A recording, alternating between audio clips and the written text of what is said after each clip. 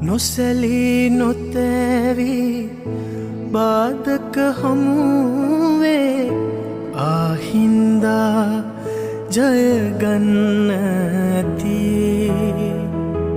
ආත්ම ගණනේ පුරුදු ලෙසින් අපි මේ අයුරින් හමුවෙන්න ඇති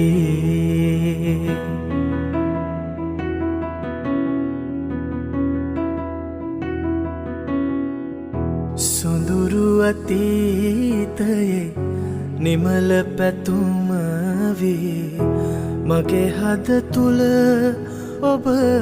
ඉන්න ඇති ඒ හින්දාලි සෙනෙහසිතින් අපි ආදරයෙන් හමුවෙන්න ඇති